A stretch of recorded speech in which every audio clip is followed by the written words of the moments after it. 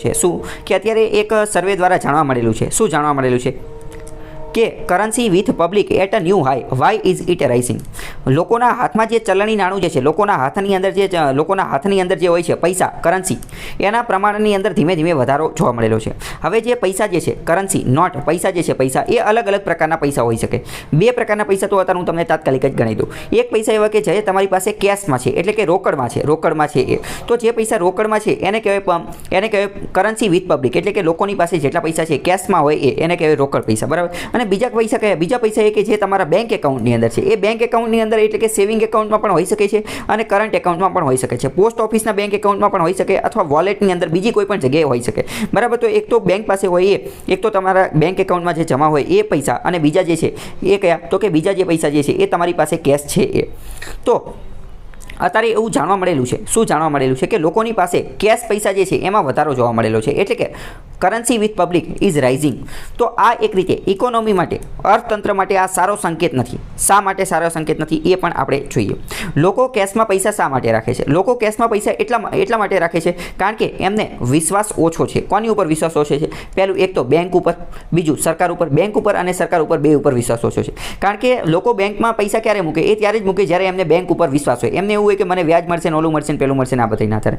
અને એ પણ વિશ્વાસ હોય કે બેંક બંધ નહીં થઈ જાય, સરકાર પડી નહીં ભાંગે, આ બધો વિશ્વાસ હોય એના આધારે બરાબર. પરંતુ જ્યારે લોકો કેશમાં રોકડમાં પૈસા વધુ રાખે છે એનો મતલબ શું? એનો મતલબ એમ કે લોકોને ખબર છે કે ગમે ત્યારે ઇમરજન્સી આવી જશે બરાબર. ગમે ત્યારે ઇમરજન્સી આવી જશે એટલે કે ગમે ત્યારે દવાખાનું પણ આવી જાય. આવી બધી પરિસ્થિતિની અંદર કેશમાં પૈસા હોવા જરૂરી છે. અને ખાસ કરીને તો અત્યારે લોકોએ એટલે જ વધારે પૈસા કેશમાં રાખેલા છે કારણ કે કોવિડની મહામારી ચાલી રહી છે બરાબર. તો લોકોને ગમે ત્યારે ગમે એટલા પૈસાની જરૂર પડે. એ બેંક એકાઉન્ટ ખાલી થતાં વાર ન લાગે. દવાખાનાની અંદર જાવી તો 1-2 લાખનું બિલ તો આરામથી બની જતું હોય છે બરાબર. તો એવી રીતે લોકોની પાસે કરન્સી જે છે એ એટલે કે કેશ રોકડ પૈસા જે છે વધી રહ્યા છે. તો ઇકોનોમી અર્થતંત્ર માટે આ સારી વસ્તુ નથી.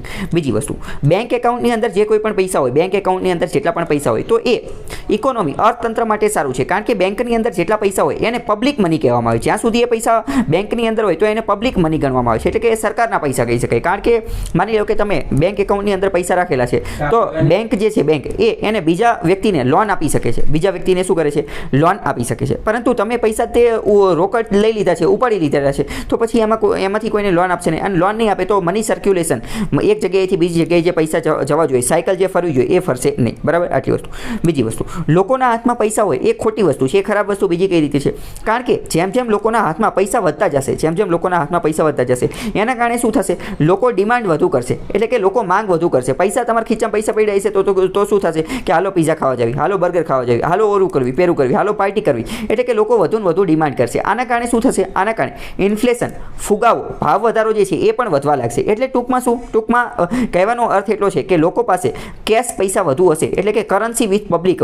લોકો પાસે જેમ જેમ પૈસા વધશે એમ ઇન્ફ્લેશન પણ વધશે અને ઇકોનોમી અર્થતંત્ર માટે સારી વસ્તુ છે નહીં. તો આ બધી વસ્તુ તમને ખ્યાલ આવી ગયો છે.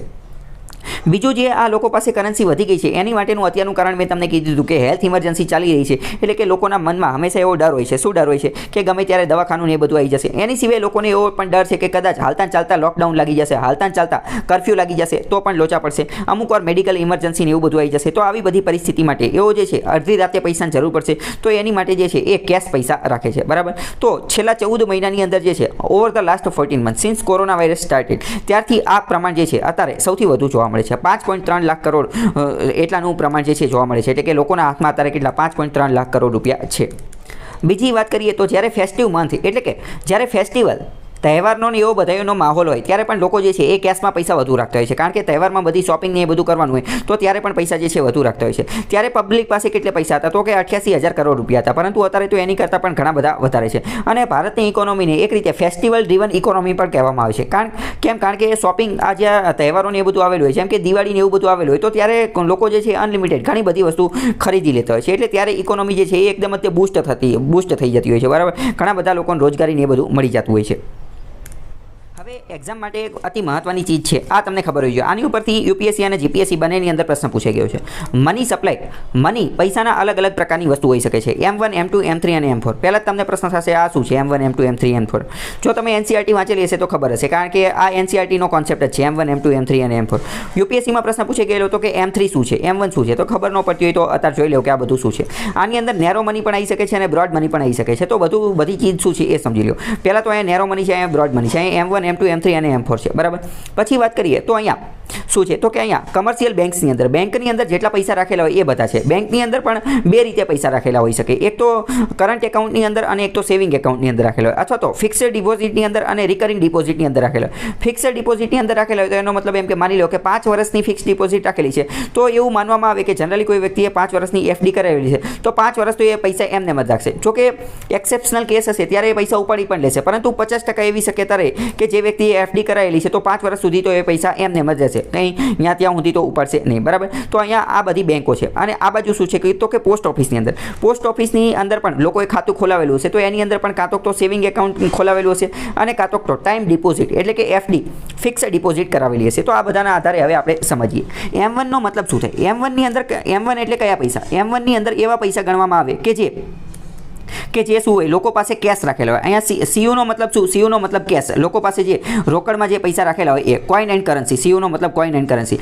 લોકો પાસે જેટલા પૈસા હોય, સિક્કા હોય અને કરન્સી હોય. અહીંયા CU નો મતલબ કેશ. તો M1 ની અંદર કયા પૈસાનો સમાવેશ થાય, તો લોકો પાસે જેટલા કેશ પૈસા હોય એ બધા એની અંદર આવી જાય. પછી લોકોની બેંક એકાઉન્ટની અંદર જેટલા, સેવિંગ એકાઉન્ટની અંદર અને કરંટ એકાઉન્ટની અંદર જેટલા પૈસા હોય એ બધા M1 ની અંદર આવી જાય, એ બધા M1 ની અંદર આવી જાય, બરાબર. તો આની લિક્વિડિટી જે છે, તરલતા, એ થોડી વધારે કહેવાય. લિક્વિડિટી જે છે તરલતા વધારે કહેવાય. કેમ? કારણ કે કેશમાં છે તો જ્યારે વાપરવો હોય ત્યારે વાપરી શકે, અને બેંકની અંદર પણ સેવિંગ એકાઉન્ટમાં છે અથવા કરંટ એકાઉન્ટમાં છે તો જ્યારે ઉપાડવા હોય ત્યારે ઉપાડી શકે, એટલે તરલતા જે છે એ વધારે હશે, પરંતુ ક્વોન્ટિટી એ ઓછી હશે, કારણ કે કેશમાં કંઈ એટલા બધા પૈસા નહીં રાખેલા હોય, બરાબર. અને આ સેવિંગ એકાઉન્ટમાં એમાં પણ કંઈ એટલા બધા પૈસા રાખેલા હશે નહીં, બરાબર. ઓવરઓલ બધાની સરખામણી કરીએ તો પ્રશ્ન પૂછે છે કે M1 માં કોનો સમાવેશ થાય, તો M1 ની અંદર કરન્સીનો જે કેશ રાખેલો હોય, રોકડમાં પૈસા રાખેલો હોય એનો સમાવેશ થાય, અને બેંકમાં જે સેવિંગ એકાઉન્ટમાં રાખેલો હોય એનો સમાવેશ થાય. પ્રશ્ન પૂછે છે કે M1 ની અંદર પોસ્ટ ઓફિસમાં જે સેવિંગ એકાઉન્ટ રાખેલું હોય એનો પણ પૈસા સમાવેશ થાય, તો એ વિધાન ખોટું પડી જશે, બરાબર, કારણ કે M1 માં ખાલી આનો સમાવેશ થાય. હવે વાત કરીએ M2 માં કયા પૈસાનો સમાવેશ થાય. M2 ની અંદર પહેલા તો કેશમાં, રોકડમાં જેટલા સિક્કા અને કરન્સી જે રાખેલી છે, ચલણી નાણું, એનો સમાવેશ થાય. એની સિવાય વાત કરીએ તો જે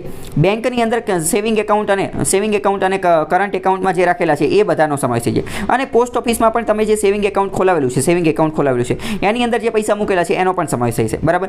M2 ની અંદર શું, કેશ, પછી બેંકનું સેવિંગ એકાઉન્ટ અને પોસ્ટ ઓફિસનું સેવિંગ એકાઉન્ટ, બરાબર. તો આ ત્રણેયનો સમાવેશ થશે. આમાં આ M1 ની અંદર પોસ્ટ ઓફિસનું નહોતું આવતું, પરંતુ આની અંદર M2 માં પોસ્ટ ઓફિસ પણ આવી જશે. તો આની લિક્વિડિટીની વાત કરીએ તો કેટલું હશે, 3 સ્ટાર, અને ક્વોન્ટિટી પણ વધી જશે 2 સ્ટાર. ક્વોન્ટિટી કેમ વધી જશે, કારણ કે આમાં પોસ્ટ ઓફિસના પૈસા પણ આવી ગયા છે એટલે, બરાબર.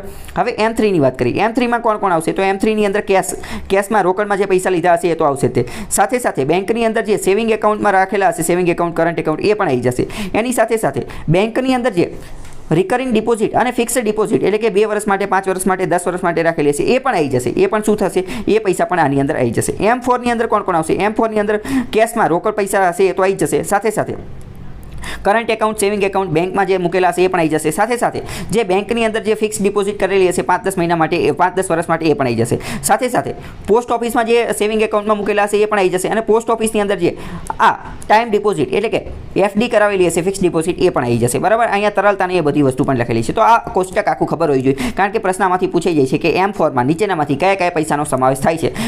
પ્રશ્ન નીચે ઓપ્શન આપી દીધેલા હોય કે કેશ, નીચે ઓપ્શન આપેલો હોય saving account in bank, saving account in post office, બરાબર. તો પ્રશ્ન તમને ખબર હોવી જોઈએ. બીજી વાત કરીએ, RBI જ્યારે પોતાની મોનેટરી પોલિસી કમિટી અંતર્ગત મોનેટરી પોલિસી નક્કી કરે છે, એટલે કે રાજકોષીય નીતિ નક્કી કરે છે, જેના આધારે ઇન્ફ્લેશનને, ભાવ વધારાને, ફુગાવાને એ બધાને ટાર્ગેટ કરે છે, ત્યારે આ બધામાંથી RBI કોને ધ્યાને લે છે, તો RBI જે છે એ પોતાની બધી પોલિસી જે છે એ M3 ને ધ્યાનમાં લઈ અને બનાવે છે, બરાબર. આ પ્રશ્ન પણ એકવાર પૂછાઈ ગયો છે UPSC ની અંદર કે RBI જ્યારે આ બધું બનાવે ત્યારે કયા પૈસાને ધ્યાને લે છે, તો M3 ની અંદર કઈ વસ્તુ હોય, તો કે કેશમાં હોય, બેંકની અંદર જે મૂકેલા હોય, બેંકની અંદર બંને પ્રકારની ડિપોઝિટ આવી જાય, બરાબર. પોસ્ટ ઓફિસને ધ્યાનમાં લેતી નથી, બરાબર. આ જ પ્રશ્ન ફેરવી અને એવી રીતે પણ પૂછી જાય કે RBI ની મોનેટરી પોલિસી કમિટી પોસ્ટ ઓફિસમાં જે પૈસા મૂકેલા હોય એને ધ્યાનમાં લેતી નથી, તો બરાબર સાચી વાત છે, કારણ કે M3 ને ધ્યાનમાં લે છે. M3 માં આને કંઈ લેવા દેવા છે નહીં, બરાબર. તો આ તમારા મગજમાં ક્લિયર હોવું જોઈએ.